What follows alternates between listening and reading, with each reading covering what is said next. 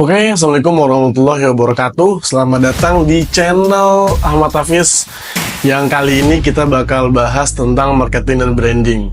Nah, kali ini saya akan fokus membahas tentang kesalahan-kesalahan para UMKM atau brand yang bekerja sama dengan influencer atau aktivitas endorsement. Apa itu? Mereka tidak paham tentang perbedaan antara nano, mikro, dan makro influencer. Nah, kali ini saya akan jelaskan dan apa sih fungsi masing-masing dari mereka. Oke, kali ini kita mulai merubah istilah influencer. Jadi, di dalam dunia marketing atau digital marketing, kita sering menyebutnya sebagai KOL atau Key Opinion Leader. Nah, masing-masing KOL ini memiliki beberapa klasifikasi. Ada namanya nano influencer atau nano KOL, ada mikro KOL, ada makro KOL, dan terakhir ada mega KOL. Nah, yang pertama kita bahas tentang nano KOL atau mereka yang memiliki influencer antara 1.000 sampai 10.000.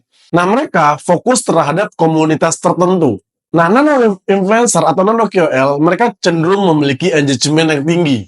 Nah, yang kedua, itu adalah mikro KOL atau mikro influencer. Nah, ini mereka yang memiliki followers antara range 10.000 sampai 100.000. Mereka cenderung sudah menembus komunitas tertentu, tetapi mereka masih bersifat personal. Di sini mereka masih menjual kepribadian mereka. Dan mereka juga lebih dekat kepada followers mereka. Masih membalas DM, masih membalas komen, dan sebagainya. Nah, yang ketiga, makro influencer atau makro KOL. Itu memiliki followers antara 100.000 hingga 1 juta.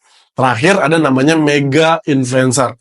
Nah, itu di atas 1 juta. Tapi kita fokus membahas 3 dulu. Nano, mikro, makro. Nah, makro ini adalah mereka yang sudah memiliki jangkauan lebih luas. 100.000 followers ke atas. Makro influencer atau makro KOL ini cenderung digunakan untuk awareness terhadap suatu produk.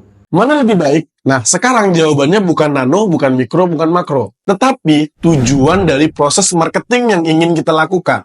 Nah, kesalahan pertama, dan ini juga menjadi kesalahan terbesar brand atau UMKM. Mereka tidak melakukan riset. Contoh nih, ada suatu brand skincare lokal. Mereka menggunakan makro influencer. Nah, ini cenderung tidak tepat sasaran. Kenapa? Mereka tidak tahu dan tidak menentukan terlebih dahulu tujuan dari proses endorsement yang mereka lakukan.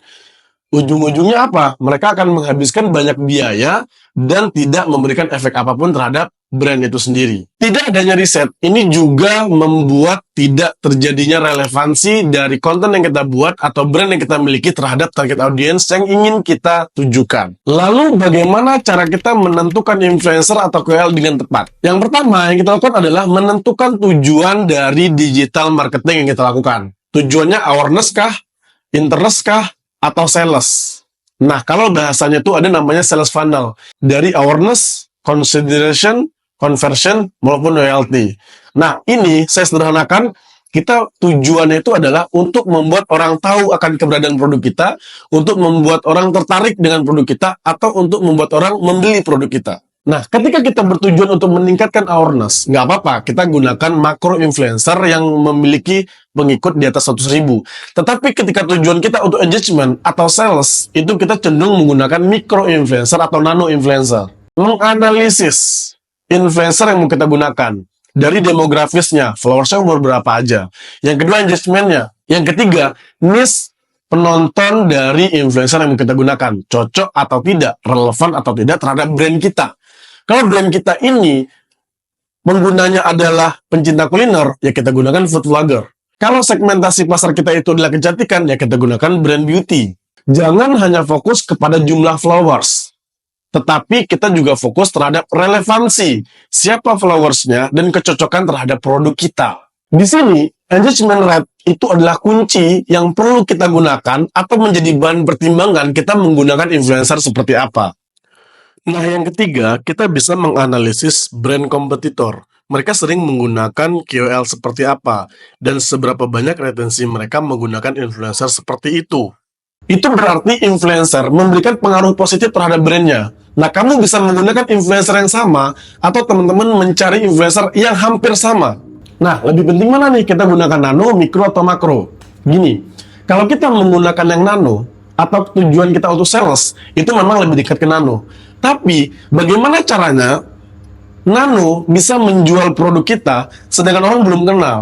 Nah, disinilah fungsinya influencer makro atau KOL makro. Karena apa? Ketika influencer makro yang menyampaikan, ini cenderung lebih terpercaya, gitu. Karena mereka sudah membangun hubungan lama dengan audiens, orang sudah tahu niche-nya, orang sudah tahu karakternya, gitu ya.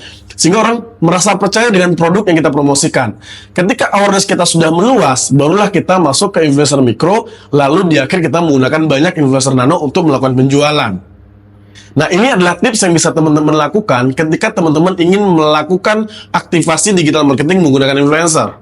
Itu sedikit yang dapat saya sampaikan. Jika ada pertanyaan lebih lanjut, silahkan tulis di kolom komentar.